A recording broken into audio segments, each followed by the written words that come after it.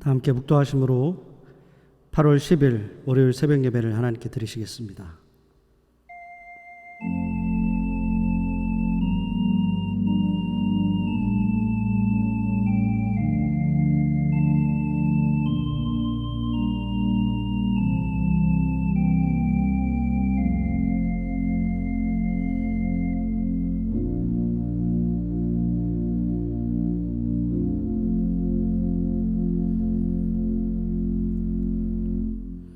사랑의 하나님, 은혜의 하나님 감사합니다. 오늘 하루를 저에게 허락하여 주시고 코끝에 호흡이 있게 하시고 건강 주셔서 하나님 앞에 예배드리게 하시니 감사합니다. 주님, 이 예배의 주인이 되어 주시고 홀로 영광 받아 주시옵소서. 우리 심령에 말씀하여 주시고 주님의 뜻을 깨달아 아는 귀한 시간으로 인도해 주시기를 원합니다.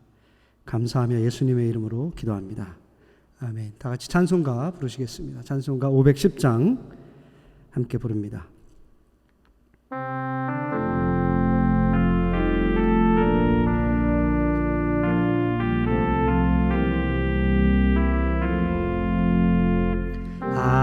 하나님의 진리 등대 길이 길이 빛나니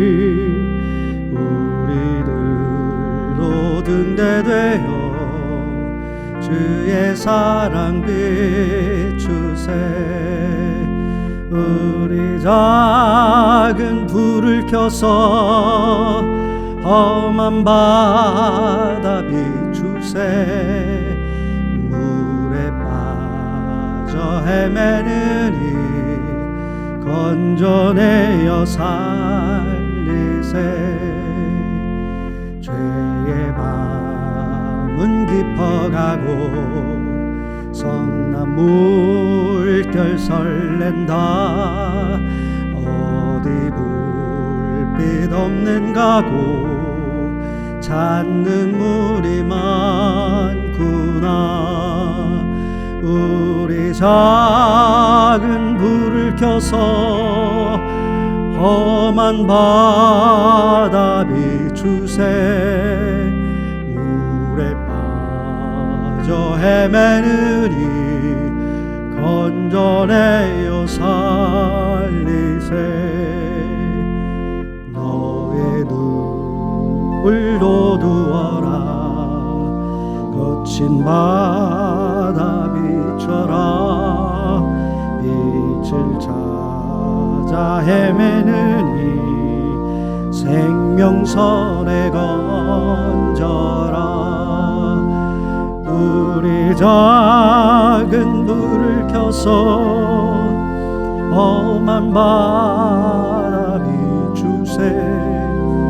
물에 빠져 헤매느니 건져내어 살리세.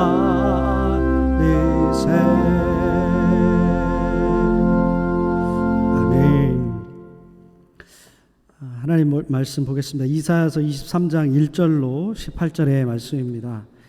오늘 말씀이 많이 길어서 부분적으로 좀 나눠서 읽겠습니다. 이사야서 23장 1절부터 먼저 5절까지 봉독해 올리겠습니다. 두루에 관한 경고라. 다시스의 배들아, 너희는 슬피 부를지어다. 두루가 황무하여 집이 없고 들어갈 곳도 없으며 이 소식이 기띔 땅에서부터 그들에게 전파되었음이라. 바다에 왕래하는 시돈 상인들로 말미암아 부유하게 된 너희 해변 주민들아, 잠잠하라. 시올의 곡식 곧 나일의 추수를 큰 물로 수송하여 드렸으니 열국의 시장이 되었도다. 시돈이여, 너는 부끄러워할지로다. 대저 바다 곧 바다의 요새가 말하기를 나는 산고를 겪지 못하였으며 출산하지 못하였으며 청년들을 양육하지도 못하였으며 처녀들을 생육하지도 못하였다 하였습니다. 그 소식이 애굽에 이르면 그들이 두로의 소식으로 말미암아 고통받으리로다. 8절. 면류관을 씌우던 자요, 그 상인들의 고관들이요, 그 무역상들은 세상의 존귀한 자들이었던 두로에 대하여 누가 이 일을 정하였느냐? 만군의 여호와께서 그것을 정하신 것이라. 모든 누리던 영화를 욕되게 하시며 세상의 모든 교만하던 자가 멸시를 받게 하려 하심이라. 15절. 그날부터 두로가 한 왕의 한같이 연한같이 70년 동안 잊혀 버림받았다가 70년이 찬 후에 두로는 기생의 노래같이 될 것이라. 잊어버린 바 되었던 너 음녀여, 수금을 가지고 성읍에 두루다니며 기묘한 곡조로 많은 노래를 불러서 너를 다시 기억하게 하라 하였느니라. 70년이 찬 후에 여호와께서 두로를 돌보시리니 그가 다시 값을 받고 지면에 있는 열방과 음란을 행할 것이며 그 무역한 것과 이익을 거룩히 여호와께 돌리고 간직하거나 쌓아두지 아니하리니 그 무역한 것이 여호와 앞에 사는 자가 배불리 먹을 것을 양식 잘 입을 옷감이 되리라. 하나님의 말씀입니다. 이사야서 13장부터 시작되었던 이 열방에 대한 하나님의 이 심판의 말씀이 오늘 본문 23장에 와서 끝을 맺고 있습니다. 열방에 대한 하나님의 심판의 말씀은 서쪽의 바벨론부터 시작되어서 이렇게 동쪽의 끝 두로에서 마무리가 됩니다. 오늘 두로에 대한 심판 예언의 말씀 이사야 23장은 두 단락으로 이렇게 나누어져 있습니다. 1절부터 14절까지는 두로의 멸망에 대한 예언을 하고 있죠. 그러면서 두로가 왜 멸망당할 수밖에 없었는지에 대해서 이유에 대해서 말씀을 하고요. 그리고 15절부터 18절까지는 멸망 후에 회복될 그런 두로에 대한 예언을 담고 있습니다. 자, 그럼 두로가 어디였는가? 두로는 2절에 보면 알 수 있듯이 두로의 사람들은 바다를 통해서 무역을 함으로 부유한 곳이었습니다. 지도상으로 보면 이스라엘 갈릴리 지방 그 위쪽에 지중해 쪽에 붙어 있는 곳이 바로 두로라는 곳이죠. 근데 이 두로가 해상에서 무역이 발달한 곳이었습니다. 이스라엘뿐만 아니라 바벨론, 아수르, 애굽 등 주변 나라들이 그 상품을 수출할 때에 백기를 통해서 하게 되잖아요. 그래서 유능한 선원이었던 두로 사람들을 고용을 해서 그들을 통해서 수출을 하는 그런 무역업을 했던 그런 역사가 있습니다. 그래서 그들은 노련한 뱃사람들이었던 것입니다. 무역을 통해서 나라를 부강할 수밖에 없는 그런 경제적인 구조를 당시 사람들이 가졌기 때문에 두로 사람들의 영향력이 굉장히 컸던 것이죠. 그래서 두로 사람들의 그 백기술이 필요했었기 때문에 다른 나라 사람들은 이 두로 사람들과 정략 결혼을 해서 이 동맹을 맺으려고 했던 그런 역사가 있습니다. 이스라엘도 마찬가지였습니다. 이렇게 당시 무역의 선두에 서 있던 두로는 무역이 활발하고 그리고 또 부유했던 그런 나라였던 것입니다. 오늘 말씀에 이 두로에 대해서 이사야를 통해서 말씀을 주고 있습니다. 이렇게 말씀합니다. 다시스베들아 너희는 슬피 부르짖을지어다. 두로가 황무하여 집이 없고 들어갈 곳도 없으며. 두로가 어떻게 된다라고 말씀하고 있나요? 완전히 망하게 되어서 배가 목적지를 잃어버리고 만 것이 된 겁니다. 잔뜩 물건을 싣고 이제 항구로 들어가야 되는데 들어갈 곳이 없는 그런 상황이 될 것이다 라고 말씀하는 겁니다. 두로는 인종적으로는 가나안인이었지만 정치적으로는 당시에 애굽과 아주 긴밀하게 연결되어 있었다고 합니다. 그래서 오늘 말씀 우리가 읽은 것처럼 이렇게 두로가 망하게 되니까 애굽이 고통을 받게 되었다라고 될 것이다 라고 그렇게 예언을 하고 있죠. 두로는 이렇게 하나님의 말씀에 의해서 망하게 되는 그런 상황에 처하게 되는 겁니다. 두로는 부유하고 국제적으로도 영향력이 넘치던 그런 무역국이었는데 왜 그들은 망하게 될 수밖에 없었나? 오늘 말씀에 나오죠. 8절에 보면 이 일을 누가 정하게 되었나? 라고 묻고 9절에서 대답합니다. 만군의 여호와께서 그것을 정하신 것이다. 하나님께서 그들을 망하게 하신 것이죠. 모든 누리던 영화를 욕되게 하나님께서 하신 겁니다. 하나님께서 왜 그렇게 하셨느냐? 세상의 모든 교만하던 자가 멸시를 받게 하려 하심이라 라고 말씀하죠. 그러니까 그들의 교만 때문에 하나님은 두로를 멸망시키는 겁니다. 그들이 물질적으로 풍요를 누리자 그들은 그 물질을 가지고 교만하게 되고 하나님 앞에 죄가 만연한 삶을 살았기 때문입니다. 하나님은 교만을 꺾으시는 분이죠. 성경 곳곳에서 나오잖아요. 교만한 자를 하나님은 미워하시고 이렇게 꺾으시는 분이십니다. 우리는 세상에서 살면서 물질 없이는 살아갈 수가 없습니다. 왜냐하면 물질로 이루어진 우리의 몸이기도 하고 또 이 세상이 다 물질로 구성되어 있기 때문입니다. 그러나 하나님의 뜻은 물질을 가지고 교만하게 사는 것은 원치 않으십니다. 물질에 또한 매여서 그것을 우상시하면서 사는 것을 또한 원치 않으십니다. 그래서 주님도 말씀하셨잖아요. 우리 예수님도 두 주인을 함께 섬길 수가 없다. 물질과 하나님을 겸하여 섬길 수가 없는 것입니다. 물질을 사랑하면 하나님보다 물질을 더 사랑하게 되고 그것이 우상이 되고 마는 것입니다.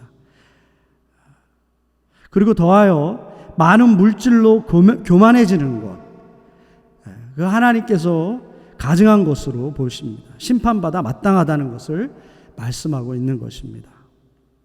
많은 물질을 가지고 있으면 편안하죠. 우리의 삶이 윤택하게 편안해질 수가 있습니다.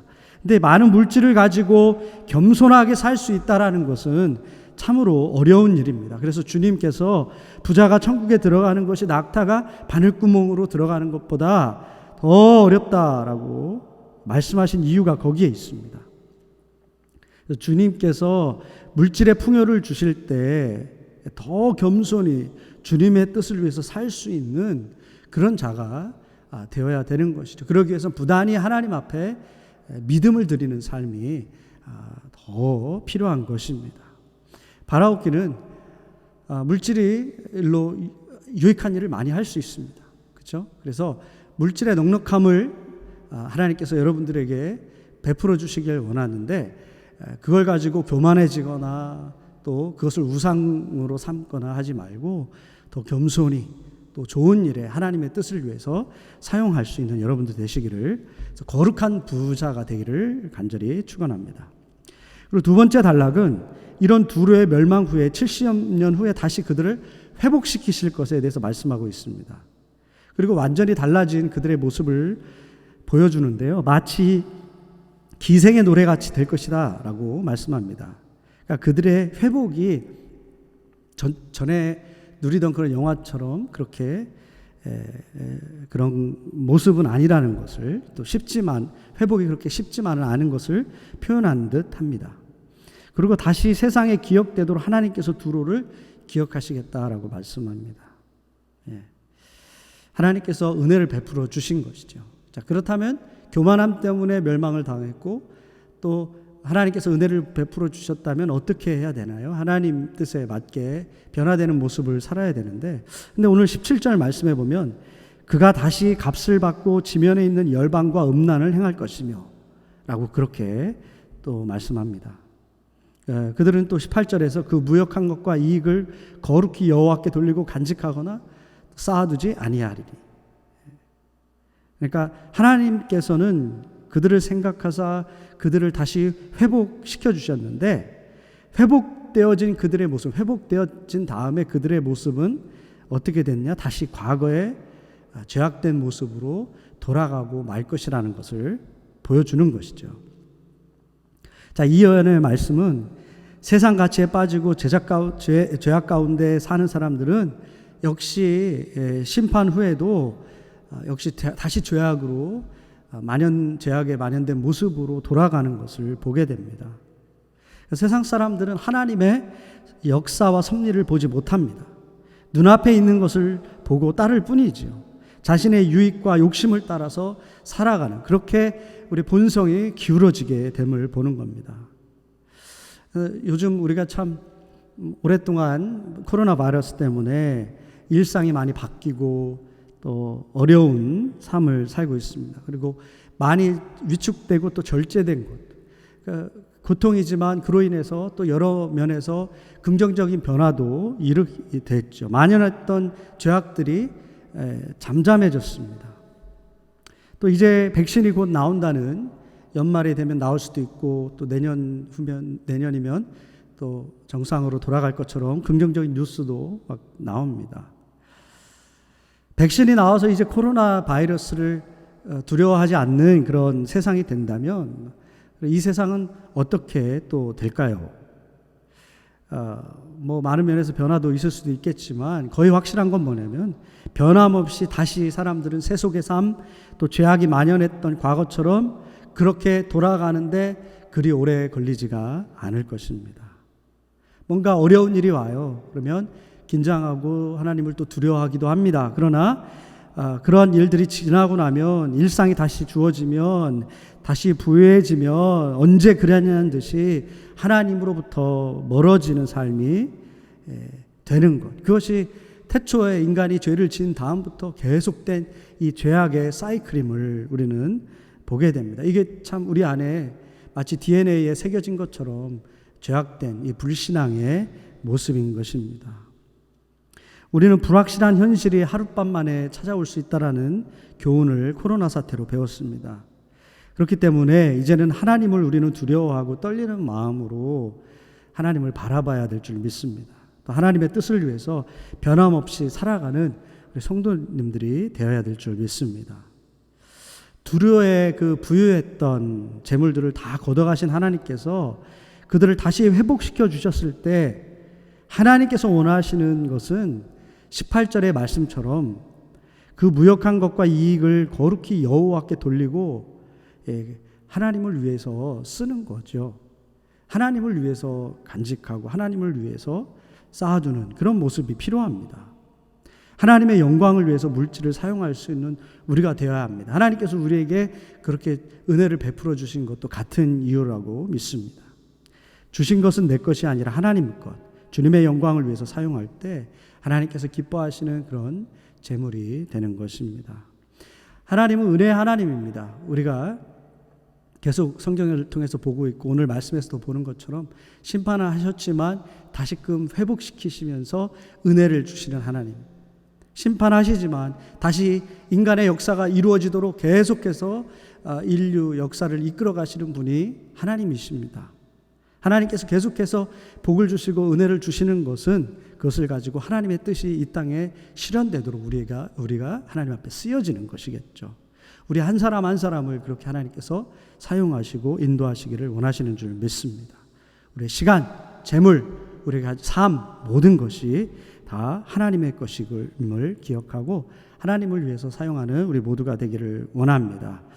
교만이 아닌 겸손으로 주님의 영광을 위해서 오늘 하루도 살아드리는 저와 여러분들 다 되시기를 우리 주 예수 그리스도의 이름으로 간절히 축원합니다. 우리 말씀을 기억하면서 묵상의 시간을 갖도록 하겠습니다. 혹시 가진 것 가지고 교만하고 하나님을 기쁘시게 하는 삶보다는 나의 스스로를 높이며 사는 삶은 사는지는 않았는가 돌아보기를 원합니다. 회복시키시는 하나님이 원하시는 것이 무엇인가? 더욱더 겸손히 주님의 뜻을 위해서 헌신하는 우리 삶이 되도록 위해서 기도하시고요. 속히 이 모든 것들이 다 진정이 되고 하나님 앞에 정상적으로 사랑할 때 주님의 영광 올려드리는 우리 삶이 되도록 위해서 기도하기 바랍니다.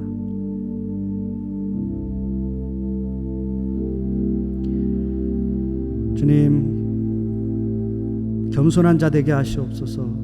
주님이 주신 은혜로 주님의 뜻을 이룰 수 있는 겸손하고 주님의 뜻에 민감한 자녀로 오늘 하루도 살아가도록 인도하여 주시옵소서. 이제는 우리 주 예수 그리스도의 은혜와 하늘아버지의 놀라우신 사랑과 성령의 감화 감동 역사 충만하심이 오늘도 주님의 뜻대로 겸손히 살아가기로 결단하고 나아가는 우리 성도님들 머리 위에 이제부터 영원토록 함께하여 주시기를 간절히 축원하옵나이다. 아멘.